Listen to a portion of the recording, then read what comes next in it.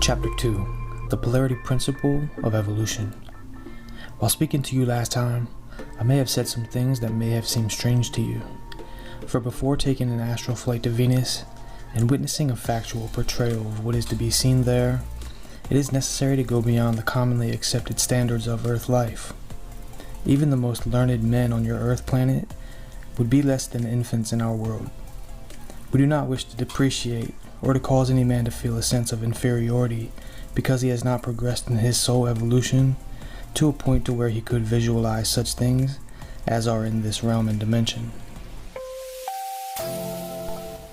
Welcome back for Chapter 2. And some of you might be wondering how you could possibly take a book or a man like this seriously. But if you got the introduction and Chapter 1, then you understand why I had to give this guy a chance to hear him out, as I've been shown the reality of channeling with my niece and grandfather at his passing, as well as other times in my life. Adding to these things the 2001 prophecy and the spacecraft, they definitely had my attention. The thought patterns of mankind on the earth are such universally used and commonly practiced elemental thought patterns, which have been relived basically throughout the pages of history. The thought pattern of the average person is very simple and elemental.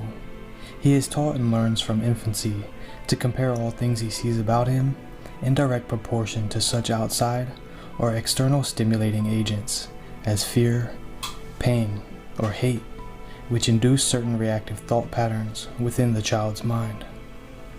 These are further strengthened and solidified with the passing of years, and inasmuch as his fellow man about him is likewise so steeped in these traditional thought patterns, the net result is that he is continually at strife within himself, and he takes recourse to factors of safety by some semblance of unified community or civic government, which in all cases is only the determining factor of safety against other communities or nations. All in all, such a reactionary thought pattern, as is practiced individually and collectively among communities or nations, becomes the agent of outward expression of the individual. The hatreds, fears, insecurities, and other reactionary factors that form this conglomerate and collective mass of negation must and always does cause such calamities as wars, plagues, and mass murders. Contrast this reactionary way of life to one which has been described to you from your sister planet Mars, or in somewhat a similar fashion to those who evolve onto the planet Venus. While it cannot be said that a child here is born of the womb, but rather is a product of evolution from some spiritual plane of progression, yet the beginning of life of an individual on the planet Venus can in many respects be likened to the periods of infancy, adolescence, and adulthood. However, here the similarity ceases. Usually, such individuals arrive at our way of life with a conscious retained memory factor of all they have been before. There are none of the usually associated periods of loss of memory through some lower phase of reincarnation. So therefore, the individual begins his life cycle in something of a state of consciousness which you might call mastership. The child, if he can be called such, is beginning his evolutionary cycle, though life on this planet is not concerned with the factor of self. He has long ago lost his personal sense of ego and its many fearful implications, and assumed instead the cloak of statehood, which links him with the great and universal brotherhood, which is not concerned with self, but only with the betterment of the countless billions of his fellow men who have not yet evolved into a state of spiritual maturity. In direct contrast to the limited perspective which the Earthman sees about him, the Venusian has before him the unlimited vistas of an infinite universe. Instead of being bound by fetters which are of steel-like strength and made of the substance of one's own fears and insecurities, he sees before him the limitless heights into which he may travel beyond the ends of time, as you measure it out to yourselves in your earth lives. In our previous discussion, other factors were mentioned, such as the relative values of what you call solid substance, or mass, and what is called energy. Many years ago, one of the more learned men of your earth attempted to explain the relationship of mass and energy. This man, working in conjunction with a college, attempted also to explain the transmission of energy. While these explanations, being more advanced than any previous explanations, seemed to satisfy the need of the present-day generation, and while the Earth scientists were advanced by their understanding and usage, yet one important and vital factor was missed. This important factor, which should have been included in these hypotheses, was the element of frequency. Before I progress further, however, I must explain that the word frequency is used only for the want of a better word. In general terminology, as you understand frequency, it is the coming and going, or recurrence of successive movements, which are related to time and space. A person may come and go into his home, the number of times being their frequency, or your electric house current is moved on the surface of the wire in short bursts or pulsations at the rate of 60 per second. Here again, the elements of time and space are involved. In other dimensions, the term frequency would relate only to such movements of force or energy which have a basic fundamental relationship according to the circular path in which they travel. These things may be difficult for your Earth minds to understand, for many of the associated factors of your Earth lives are interwoven with the elements of time and space. Your next step of evolution may take many thousands of years to eliminate these elements from your thinking, reasoning, or logic, and the power of mental assimilation become comparatively easy in your newfound freedom. For with the elimination of time and space, you will be able to travel, as it were, mentally into the other realms and dimensions, or recurrence of successive movements, and which meaning of frequency is just beginning to be basically understood by the Earth scientist. He has found that with high pulsating currents through certain types of crystals, he can generate frequencies or vibrations up to 1,000,000 times per second. It makes little difference that he is still erroneously calling these frequencies sound, for sound in its true sense relates only to the spectra which can be conceived with the human mind. What the Earthman has actually begun to find is a whole new world, which he may call vibration, but which he will find, from time to time, will break down many of the strongly conceived, so-called physical laws. One of the things the Earthman must find out himself is that there are no laws.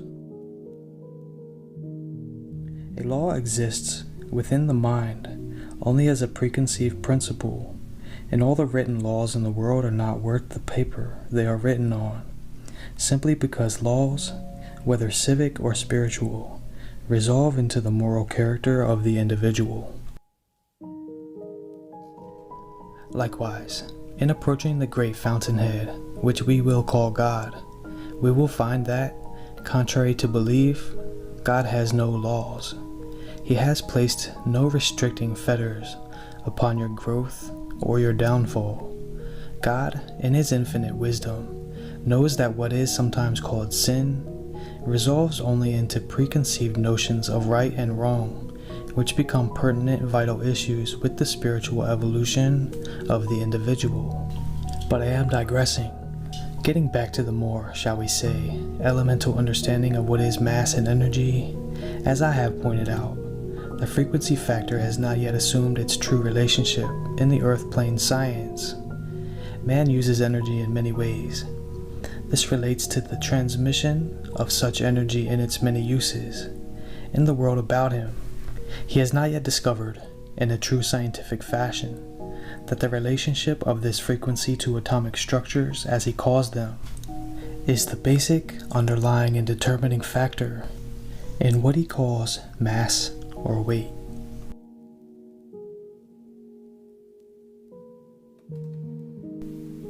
Your avatar Christ, who was at one time master of Venus, explained this principle of relationship in a very simple way by walking upon water and by resurrecting himself from a stone tomb. In other words, by simply changing the basic relationship of the atomic structures within his body with the higher dimensions or the source, he became weightless and was able to pass through seemingly solid stone.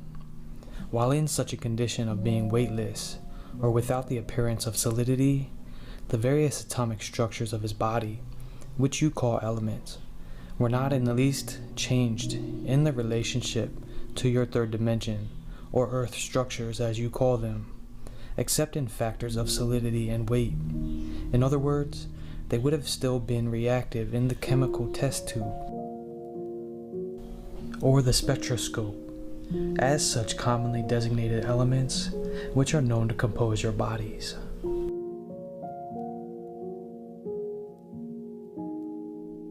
Likewise, all of the 101 odd elements which are known to Earth scientists could be changed in their relationship to the higher dimensions or to the fountainhead, and would likewise become weightless and without solidity, or, by the same token, be made so infinitely heavy that they would defy all your preconceived ideas of understanding.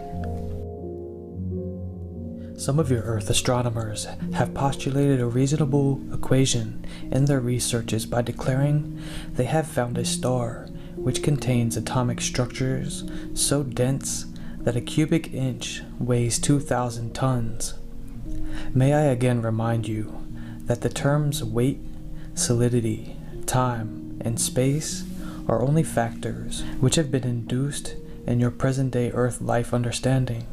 Therefore, a trip to Venus, if it could be assumed by any person in a physical body in which he walks about the Earth, would find conditions on the planet Venus quite different than he may have anticipated.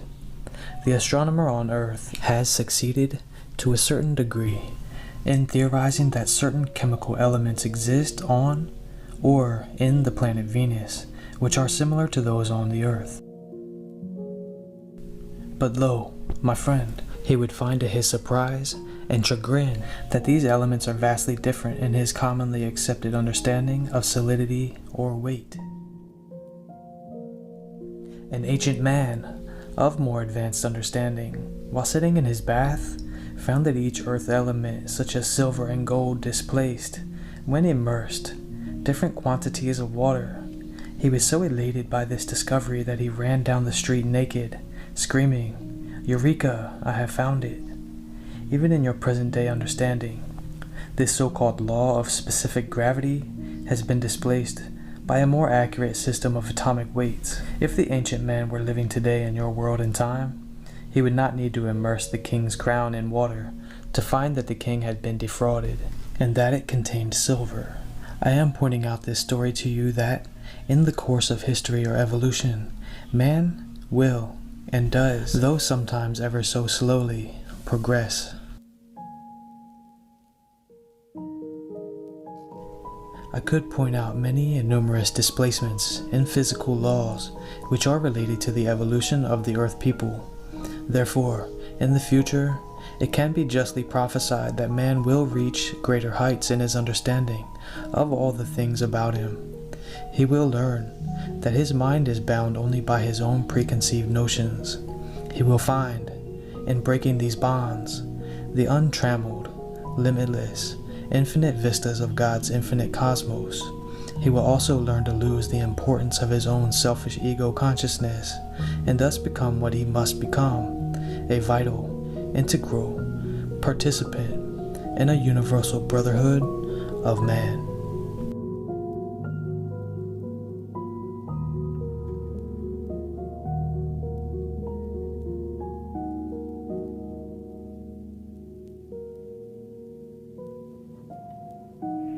Chapter 3: The Infinite Fountainhead of Light.